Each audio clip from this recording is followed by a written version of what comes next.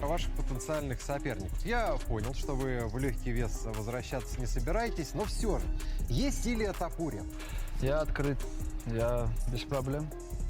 Но не спускаясь в легкий вес. Ну да, ради чего? У меня был пояс в легком весе, меня никто не побеждал в легком весе. Я просто оставил пояс и поднялся наверх. Ради чего? Ради пояса, мне это не интересно. И если он хочет подняться, то welcome. А верите в то, что Илия может подняться еще на одну весовую категорию? Он может подняться, потому что он тоже ничего не теряет, если поднимается. Он проиграет, вернется к себе в легкий вес, и все, там будет вращаться. Больше нужен Топурия, как вы сами считаете, чем вам? 100%. Я и так являлся чемпионом в легком весе, и я спускаться точно не буду. А ему, я повторюсь, что он ничего не теряет, если он поднимется. С моей стороны, и это не будет правильным звать кого-то с меньшей веса, который только стал чемпионом.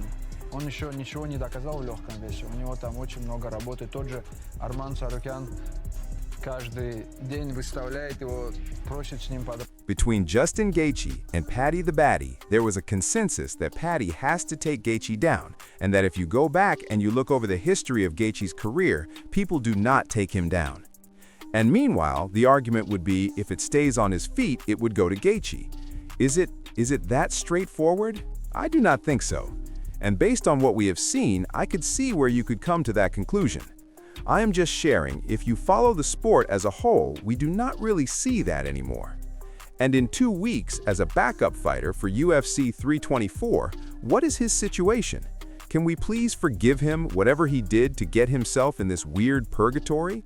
Can we also remember that he agreed to be a backup fighter, that he did a training camp, that he flew out to Las Vegas, he went through the commission, he made weight, he was ready to go in on a moment's notice. You get something for that. Знаете, мы изучали соперников, смотрели его бои. До меня он дрался с Белялом. И у Беляла тоже борцовские навыки. Он переводил его. Мандалена хорошо вставал после тейкдаунов. И вставал одним и тем же приемом, там такой переворот. И я его повалил и смотрю, он пытается сделать этот же переворот. Но я уже был готов к этому и защищался. И я понял, что у него ничего другого нету кроме этого переворота. И про себя говорю. И это все, больше ты ничему не научился, больше у тебя нет других навыков, чтобы встать стойку. И тогда я понял, что он там надолго. Between Justin Gaethje and Paddy the Baddy, there was a consensus that Paddy has to take Gaethje down, and that if you go back and you look over the history of Gaethje's career, people don't take him down. And meanwhile, the argument would be if it stays on his feet, it would go to Gaethje. Is it that straightforward? I don't think so. And based on what we've seen, I could see where you could come to that conclusion. I'm just sharing, if you follow the sport as a whole, we don't really see that anymore. Justin to beat Paddy, yeah, because that Justin he's gonna fight with me, but Paddy, if Paddy wins, he's gonna try to avoid me trying not to fight me because he's not man like Justin. He's an amazing fighter though. How do you think you match up against him if you guys are to be matched up in the future? I hope I eventually fight Arman because I want to shut him up. He's a little idiot. I'd love to beat him up. Everyone thinks his grappling's unbelievable. I don't think it's that good at all. You know, if you can't submit Shah a bullet lad who's a striker who can't grapple, then I don't think your grappling's that good at all. Before he fought Danuka, I thought that Arman may have been a tougher fight for me stylistically than Ilia. But after watching that fight, he's not. Ilia's a much tougher. He has no grappling. He trains with guys. He never competes even the high level. He never competes in jiu-jitsu or grappling. I saw him. He had a fight, grappling fight, and he tapped or he lost. So he's a trash can in the grappling and the wrestling. He has no grappling. He trains with guys. He never compete. Even at the high level, he never compete in jiu-jitsu or grappling. I saw him. He had a grappling fight, and he tapped or he lost. So he is a trash can in the grappling and the wrestling. Grappling a lot. I know you don't want to talk about him, but how do you feel about his grappling tournaments that he's doing? Glad. I heard he nearly got triangled by, what is his name? Shavkat Rakhmonov. Yeah, he nearly got triangled by him, and he cannot grapple to save his life either. He's a striker, and he nearly got triangled by him. You know what I mean? Yeah. Have you ever got any interest in taking those sort of exhibition things? You know, ADCC have got this kind of like grappling thing. Is there ever been like a reach out for like let us do a grappling match for Pimblett? Or is that something? I don't know. Before I was in the UFC years ago when I was coming back from an injury, I done Polaris one time against Stevie Ray. He caught me in a leg lock. Grappling a lot. I know you don't want to talk about him, but how do you feel about his, his grappling tournaments, Steve? Lad, I heard he nearly got triangled by what's his name? Magomedov. Yeah, he nearly got triangled by him, and he can't grapple to save his life either. He's a striker, and he nearly got triangled by him. You know what I mean? Yeah. Have you ever got any interest of taking those sort of exhibition type things? You know, RAF have got this kind of like grappling thing. Is there ever been like a reach out for like let's do a grappling match for Pimblett, or is that? I don't know. Before I was in the UFC years ago, when I was coming back from an injury, I done Polaris one time against Stevie Ray. He caught me in a leg lock. That's like the only one I've done in the past 10 years or something like that. I used to do grappling competitions all the time when I was younger and stuff like that, but obviously I'm focused on fighting now. I don't, like, he can go off and do all these other things if he wants, lad, but hopefully he takes his neck doing them. Bad about his mum. Mrs. Huffer's probably a lovely woman, and I never said a bad word about his mum, but then he goes on and says something about my dead mate who can't defend himself. It was a bit weird.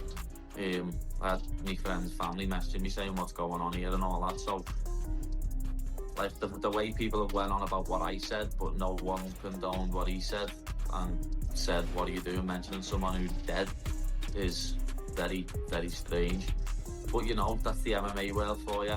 No matter what I do, no matter what I say, people will make me look like the worst man alive, when I just used an analogy for how bad Dan Hooker's grappling is. Dan Hooker's beneath me now, especially when I win this belt. He's 5-5 in his last 10. He's an absolute crab, you know what I mean? People are calling Michael Chandler washed, and Michael Chandler knocked him out in 2 minutes. So what's Dan Hooker? You don't mention dead people. And that's what Dan Hooker's done. Dan Hooker's mentioned a dead person. And basically tried to say it was my fault he killed himself, saying that I'm not a good friend. Like, that's below the belt. What I said was nothing to do with his mum. Never said a bad word about his mum. What I said was an analogy for how bad his grappling is. And somehow, I'm the bad guy, and I'm the one who's in the wrong when he's mentioned my dead friend. That is like the only one I have done in the past 10 years or something like that. I used to do grappling competitions all the time when I was younger and stuff like that. But obviously, I am focused on fighting now. I do not like he can go off and do all these other things if he wants, lad, but hopefully he takes his neck doing them. About his mom, Mrs. Hooker, is probably a lovely woman, and I never said a bad word about his mom. But then he goes on and says something about my dead mate who cannot defend himself. It was a bit weird. I had me friends, family messaging me saying what is going on here and all that. So like the way people have went on about what I said, but no one condemned what he said and said, what are you doing? Mentioning someone who is dead is very, very strange. But you know, that is the MMA world for you. Interesting, you know, you coming to the division. With a few wins, you and Hamza, that could be a massive fight, right? Yeah, you know, we were supposed to fight at welterweight in the past. You know, they were talking about making that fight happen. So I love that fight. I think it's a great fight for me. He's not going to take me down and hold me down. I'll get right up. You know, collegiate wrestling teaches you fight the hands, you know, look for underhooks, get right back to your feet. So he's not going to be holding me like he did his last fight with Dricus. It'll be a completely different fight. And then it's a striking fight, and I think he's scared to strike. I don't think he likes to strike people. He doesn't like to get hit in the face. So, you know, I love that fight. So the quickest path to get there is what I'm looking for. If it's Izzy, you know, Izzy would be a great stylistic matchup. And then, you know, whoever else is next, and then boom, let's do it, comes up. He elaborated that after analyzing JDM's previous contests, he had anticipated the sole escape Madalena relies on. Once that choice was nullified, Makhachev recognized there was hardly any resistance remaining, and from then he could keep him held fast for as long as he wanted. Meanwhile, Chael Sonnen offered his views on the fight between Justin Gaethje and Paddy Pimblett, remarking on the common wisdom that Paddy must take Gaethje down to stand a chance. Though many would presume Gaethje holds the advantage should it stay standing, Sonnen implied it is not quite that simple. Considering the sport more widely, he suggested that results are not always predictable from those typical assumptions. Sonnen also offered his backing to Arman Tsarukyan, seeking recognition for his professional skill. He stressed that Arman acted as a backup fighter on short notice. Sonnen emphasized that this dedication merits praise and pardon, adding that he personally pardons Arman and expects others to do likewise.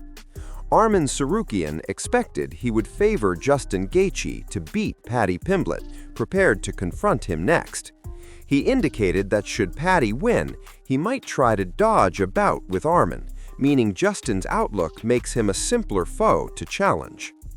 Paddy Pimblett cast doubt on the buzz around Arman Tsarukyan's grappling, implying it does not live up to the hype. Suggesting that current displays altered his perception of Arman as a style danger, Pimblett implied that having observed Arman intently, he now views Ilia Topuria as the bigger threat between the two. Arman Tsarukyan additionally challenges Paddy Pimblett's grappling abilities, intimating he is not as potent on the mat as his fame suggests. He contended Paddy shies away from fighting elite opposition, and current insights merely strengthen Arman's reservations regarding his ground capability. Paddy Pimblett retorted at Arman Tsarukyan, ridiculing his ground game expertise and doubting his true effectiveness on the mat. Stop his takedowns, you know, you're gonna have to be able to strike with him and stop his takedowns, get him tired in that department. So I don't know if I do see anybody. I can't see the top contenders off my list off the top of my head right now, but you know, obviously the most worthy contender is Nasruddin Imavov. That's the fight that needs to happen, and you know, he needs to see if he can get through that test before we start talking about him being unbeatable. But you know, I mean, to beat him, you're going to have to wrestle into him and defensively have insane sprawls and insane down blocking defense and stop his takedowns and make it a striking fight like Gilbert Burns did, or have such good jiu-jitsu and striking that you can counteract one another. But unless you threaten him with submissions or takedown defense, he's just going to be walking through that division. And as embarrassing. Yeah, exactly. I mean, it's just embarrassing. But Bo Nickal is a complete coward. He's a quitter.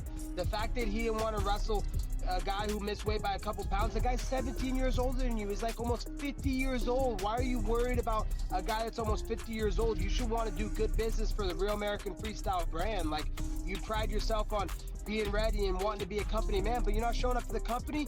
That's 2 times in a row he's pulled out to wrestle Yoel Romero on the Real American Freestyle platform. So it's embarrassing, but it makes sense. We all know Bo Nickal's a quitter. The first time he had a little adversity in his fight career against, I want to apologize to Renner de Ritter here. I want to apologize because before I called him a Dutch kickboxer, I didn't know he's a grappler.